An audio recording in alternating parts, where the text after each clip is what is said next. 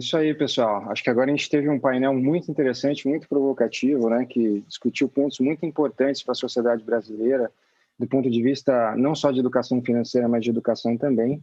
Como, por exemplo, a necessidade de educar os nossos cidadãos, né, principalmente aqui as nossas crianças, e dar suporte também aos nossos professores. Então, como digitalizar e dar acesso à educação financeira de outras formas também, aí para a população brasileira e também mundial.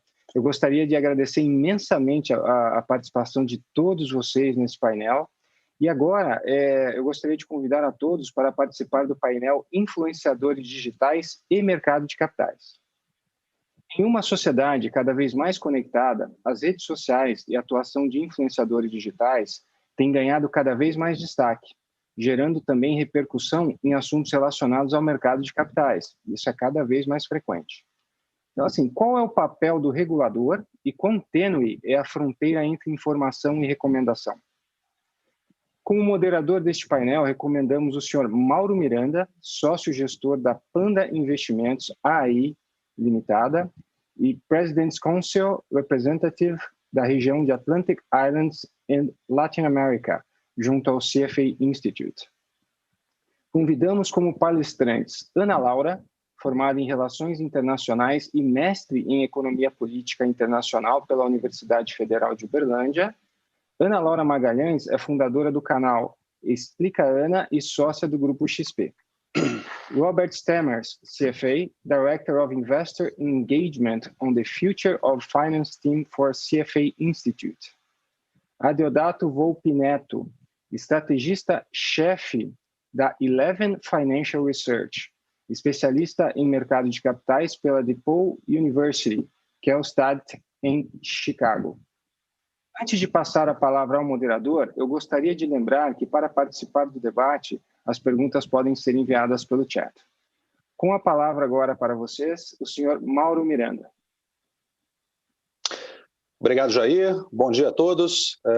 Obrigado pela participação de todos aqui nesse excelente evento da CVM. Queria, em primeiro lugar, parabenizar a CVM pelos 44 anos de história. CVM que foi criada aí com a Lei de Mercado de Capitais em 6 de dezembro de 1976. Então, estamos aqui no 44º ano de aniversário e o CFA Institute e a CFA Society Brasil sempre tem muito prazer de participar desse evento e, mais recentemente, até patrocinando o evento e ajudando na criação dos painéis e também na organização do evento em si. Então, muito obrigado a todos e obrigado também à CVM pelo convite para participar desse painel. Queria dar um bom dia aos meus colegas aqui de painel, a Ana, o Adeodato e também o Bob Stemmers, que está nos ouvindo lá de fora. Espero que me ouçam bem. I can hear you, Mauro. Thank you very much for the invitation. I really appreciate being here. It's excellent. Thanks, Bob. And we're going to be doing Portuguese and English here. A gente vai falar em português e inglês aqui. Ana, bem-vinda. Muito obrigada, and thank you very much. It's okay if you all want to speak in English, it's fine. Se quiserem falar inglês, tudo bem. Quando for o Bob, a gente fala inglês, mas fiquem à vontade. Os tradutores estão a postos para isso. Bom dia também, Adeodato. Tudo bem? Me ouve? Muito bom dia, Mauro. Good morning, Bob.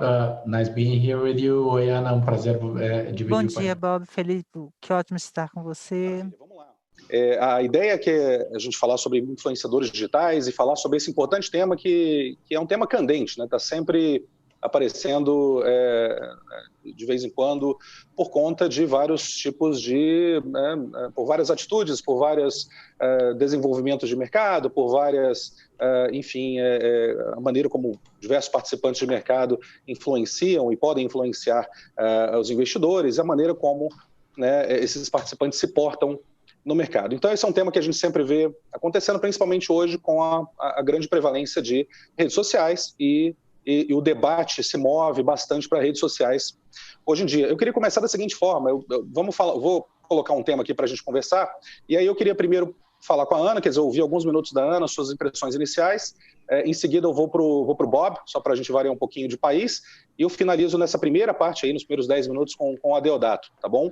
E aí, vamos lá, né, eu acho que o arcabouço aqui, né, por trás do desse tema todo é tentar entender essa interseção entre três coisas, né? Liberdade de expressão, educação financeira, que é um tema importante, a gente ouviu isso no painel anterior, e aconselhamento para investimento, né? O famoso investment advice, quer dizer, como que a gente entende, nós como participantes de mercado, profissionais de mercado, investidores, né? Pessoas físicas, como que a gente consegue entender isso, né? Quer dizer, e como vocês veem isso, a interseção desses três elementos, na liberdade de expressão, educação e aconselhamento para investimento, assim, sendo colocado por influenciadores digitais, né, que não necessariamente são profissionais, né?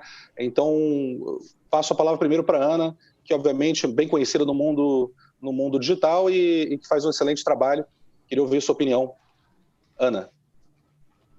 Muito obrigada, Mauro, e quero agradecer aqui oficialmente o convite por participar desse bate-papo. É um prazer muito grande contribuir de alguma forma aqui com vocês. E acho essa pergunta muito importante, porque quando a gente tenta combinar liberdade de expressão, educação financeira e aconselhamento financeiro, existe uma linha tênue entre esses três pontos, né? Porque no meu caso, por exemplo, o Explica Ana, que é o meu projeto de educação financeira através de redes sociais, ele atinge hoje, em média, 6 milhões de pessoas por mês.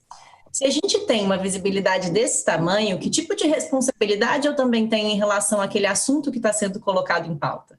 Nesse processo de criação do próprio Explica Ana, ele veio como um projeto a posteriori à minha carreira de assessora de investimentos. Então, eu também não tive um intuito muito grande de criar um quadro apelativo, de levar pessoas a investirem em ativos que fizessem sentido para mim, ou fazer com que as pessoas comprassem relatórios e tivessem algum tipo de venda interessante em relação ao meu favor. Naturalmente, eu estou conveniada a uma empresa de investimentos que tem todo esse tipo de produto e algumas intenções vinculadas a isso, mas o interesse aqui do Explica Ana, ele é sempre mais secundário em relação a direcionamento de produto e muito mais voltado a uma educação financeira, né? O meu objetivo, ele sempre foi trazer conhecimento prévio. Eu até gosto de dizer o seguinte, vocês estavam tendo um painel brilhante antes desse, falando exatamente sobre educação financeira, o quanto é importante isso ser mais penetrado, inclusive em escolas, em pautas de educação, Ministério da Educação do Brasil. A gente percebe que não é só o problema de educação financeira, é um grande problema também de infraestrutura no Brasil. Eu vejo muita gente falando assim, porque é a primeira vez que os juros no Brasil está tão baixo, então as pessoas agora estão investindo mais. Gente, as pessoas, elas são endividadas, elas não estão nem investindo ainda. A gente tem 210 milhões de habitantes, uma parcela da população ainda muito significativa que não tem acesso a esgoto tratado. Não é para a gente falar de investimentos com essas pessoas, entendeu? Então, quando a gente fala também de um crescimento, a gente tem que olhar para trás um pouco todo esse processo de reformulação e infraestrutura no Brasil e depois chegar em tudo aquilo que a gente está trazendo de educação financeira. Porque, no final das contas, até nesse bate-papo que a gente está fazendo hoje, a gente está falando com as mesmas pessoas sempre. A gente está falando para as mesmas pessoas todos os dias, né? E nesse ponto, quando a gente chega nessas pessoas que já têm um pouquinho de conhecimento de educação financeira, a nossa liberdade de expressão ela pode ser melhor entendida e menos entendida como uma coerção ou uma influência de investimento. Agora, é muito sério quando a gente percebe que algumas outras pessoas que também têm esse tipo de liberdade acabam coagindo investidores inexperientes a tomarem decisões sobre investimentos sem ter total consciência dos riscos envolvidos. Então, eu acredito que dentro desse processo de aconselhar financeiramente com responsabilidade, entender que existe um papel de educação financeira para ser evoluído hoje no Brasil e que a liberdade de expressão ela precisa, inclusive, ser comedida, porque a pessoa que te escuta ela não precisa entender aquilo como uma indicação, mas como um processo educacional. E é isso que vai fazer sentido no longo prazo, né? Você virar para uma pessoa e influenciar algum tipo de investimento e ela não entender o que ela realmente está fazendo, no longo prazo prejudica ela e prejudica você, que trouxe aquela opinião. Então, eu acredito que dentro dessa convergência de interesses no longo prazo, todo mundo sai ganhando.